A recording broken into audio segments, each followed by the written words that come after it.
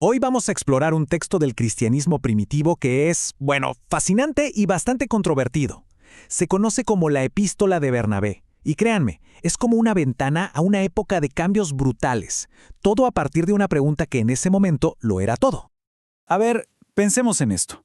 ¿Y si las antiguas escrituras judías, con todas sus leyes, sus rituales, sus historias, no significaran lo que parece a simple vista? ¿Qué tal si en realidad todo fuera un gigantesco acertijo, como una especie de código secreto esperando a ser descifrado?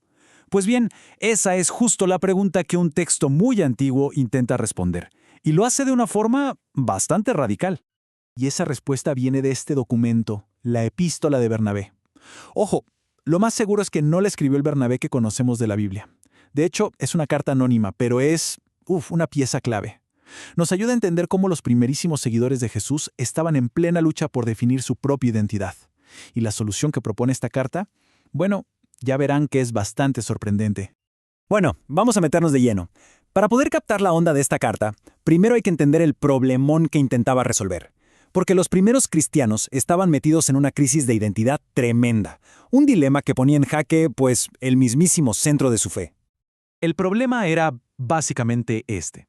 Si Jesús era la nueva alianza con Dios, entonces ¿qué se hacía con la antigua? O sea, ¿había que seguir al pie de la letra las leyes sobre los sacrificios de animales, los ayunos, la circuncisión, o es que todo eso ya no tenía sentido? La epístola de Bernabé da una respuesta, y es una respuesta contundente que viene en varias partes.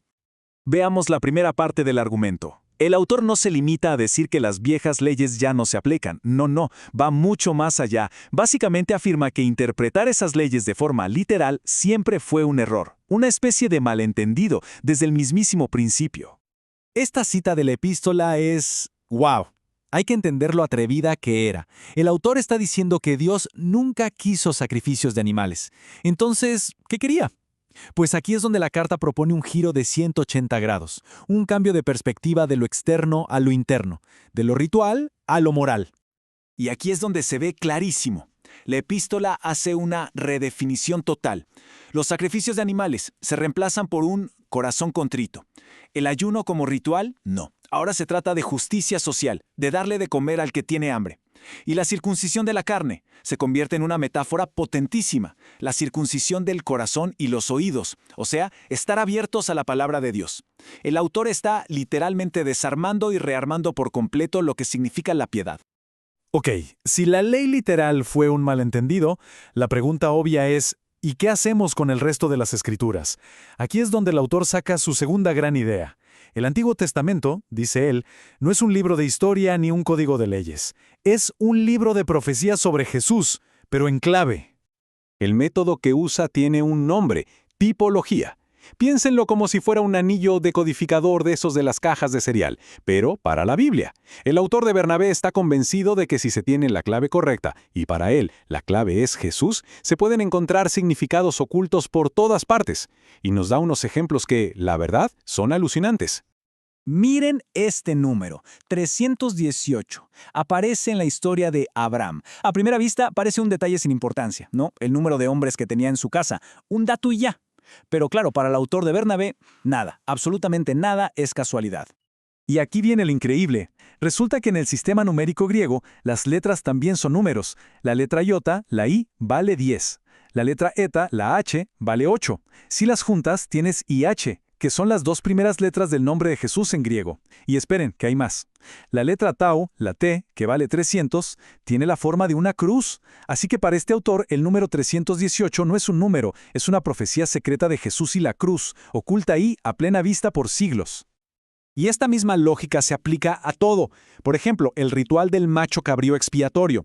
Se elegían dos animales iguales. Uno se sacrificaba, simbolizando el sacrificio de Jesús por los pecados, pero al otro se le maldecía, se le ponía lana púrpura en la cabeza como si fuera una corona de espinas, lo escupían y lo echaban al desierto.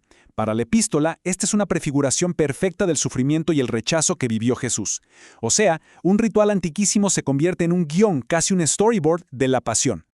Bueno, dejemos por un momento la teología y la decodificación de textos y vayamos a algo más práctico, al día a día. Porque después de explicar cómo leer las escrituras, el autor da un código moral súper concreto. Describe la vida como una elección constante entre dos caminos, el camino de la luz y el de la oscuridad. Y el contraste es clarísimo. Por un lado, el camino de la luz, gobernado por Dios. Ahí lo que reina es el amor, la humildad, la comunidad. Por el otro, el camino de la oscuridad, gobernado por el príncipe de la iniquidad. Y ese está lleno de idolatría, orgullo, persecución. La elección es así de directa, y las consecuencias, según el autor, son eternas. Y esto nos da una idea muy clara de la ética de esa comunidad. Fíjense que el autor no se anda con rodeos ni abstracciones. Da mandatos muy específicos, y hay que pensar que eran claves para la supervivencia de un grupo minoritario.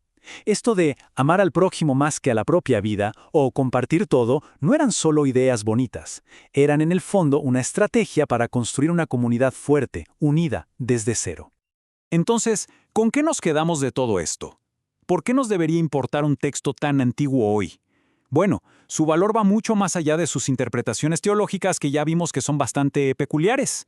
La gran conclusión es esta. La epístola de Bernabé es como una foto instantánea, una Polaroid de un momento crucial. Nos muestra a una comunidad en pleno proceso de definirse a sí misma. Estaban agarrando toda su herencia, su pasado, y le estaban dando una vuelta de tuerca radical para poder entender quiénes eran ahora y cuál era su lugar en el mundo. No es solo un texto antiguo, es el registro vivo de cómo se crea un nuevo significado. Y esto nos deja con una pregunta que va mucho más allá de este texto, porque lo que vemos aquí no es algo que pasó una sola vez. Cada vez que nace una nueva idea, un nuevo movimiento, una nueva fe, se topa con el mismo dilema. ¿Qué se hace con las historias y las tradiciones del pasado? ¿Cómo se reinterpretan esas historias fundacionales para que encajen con lo nuevo? Es una pregunta que resuena una y otra vez a lo largo de la historia. Gracias por habernos acompañado en este análisis.